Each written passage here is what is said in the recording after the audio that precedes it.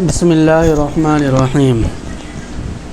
احوال برزخ، موت کے وقت اور موت کے بعد مومن کا اعزاز۔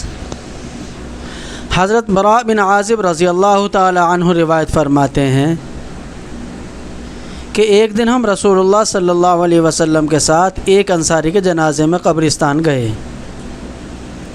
جب قبر تک پہنچے تو دیکھا کہ ابھی لحد نہیں بنائی گئی، اس وجہ سے نبی کریم صلی اللہ علیہ وسلم بیٹھ گئے اور ہم بھی آپ کے ساتھ آپس میں بیٹھ گئے۔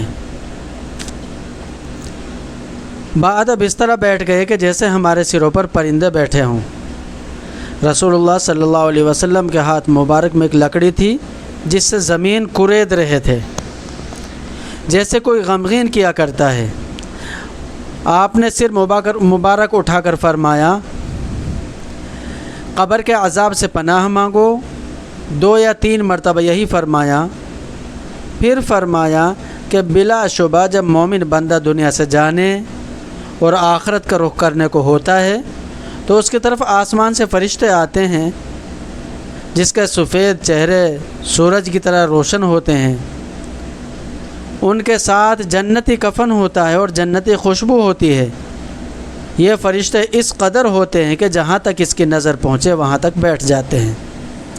پھر حضرت ملک الموت علیہ السلام تشریف لاتے ہیں، حتیٰ کہ اس کے سر کے پاس بیٹھ جاتے ہیں اور فرماتے ہیں کہ اے پاکیزہ روح، اللہ کی مغفرت اور اس کی رضامندی کی طرف نکل کر چل۔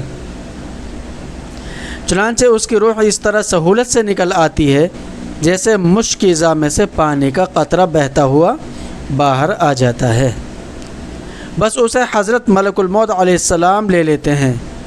ان کے ہاتھ میں لیتے ہی دوسرے فرشتے جو دور تک بیٹھے ہوتے ہیں پل بھر بھی ان کے ہاتھ میں نہیں چھوڑتے، حتیٰ کہ اسے لے کر اسی کفن اور خوشبو میں رکھ کر آسمان کی طرف چل دیتے ہیں۔ اس خوشبو کے متعلق ارشاد فرمایا کہ زمین پر جو بھی عمدہ سے عمدہ خوشبو مشک کی پائی گئی ہے اس جیسی وہ خوشبو ہوتی ہے۔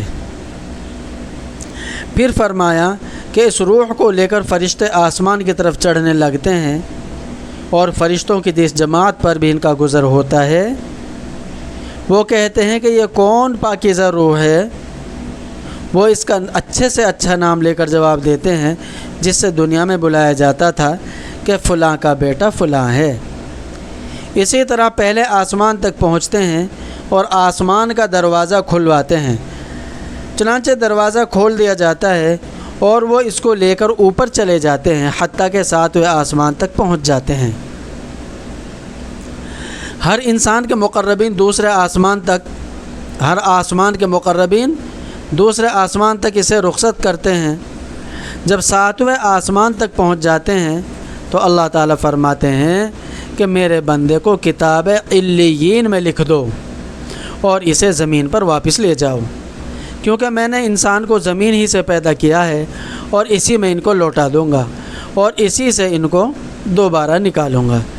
چنانچہ اس کی روح اس کے جسم میں واپس کر دی جاتی ہے جب قبر میں۔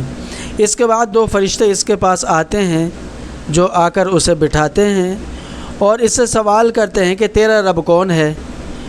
وہ جواب دیتا ہے میرا رب اللہ ہے۔ پھر اس سے پوچھتے ہیں کہ تیرا دین کیا ہے؟ وہ جواب دیتا ہے میرا دین اسلام ہے۔ پھر اس سے پوچھا جاتا ہے کہ یہ کون صاحب ہیں جو تمہارے اندر بھیجے گئے، یعنی تمہارے ہدایت کے لیے اس کو نبی بنا کر بھیجا گیا؟ وہ کہتا ہے کہ وہ اللہ کے رسول صلی اللہ علیہ وسلم۔ پھر اس سے دریافت کرتے ہیں کہ تیرا عمل کیا ہے؟ وہ کہتا ہے میں نے اللہ کی کتاب پڑھی سو اس پر ایمان لایا اور اس کی تصدیق کی۔ اس کے بعد ایک منادی یعنی آواز دینے والا آسمان سے آواز دیتا ہے جو اللہ کا منادی ہوتا ہے کہ میرے بندے نے سچ کہا، سو اس کے لیے جنت کے بچھونے بچھا دو اور اس کو جنت کے کپڑے پہنا دو اور اس کے لیے جنت کی طرف دروازہ کھول دو۔ چنانچہ جنت کی طرف دروازہ کھول دیا جاتا ہے جس کے ذریعے جنت کا آرام اور خوشبو آتی رہتی ہے اور اس کی قبر اتنی کشادہ کر دی جاتی ہے، کشادہ بولتے ہیں کہ کھلی چوڑی کر دی جاتی ہے جہاں تک اس کی نظر پہنچے۔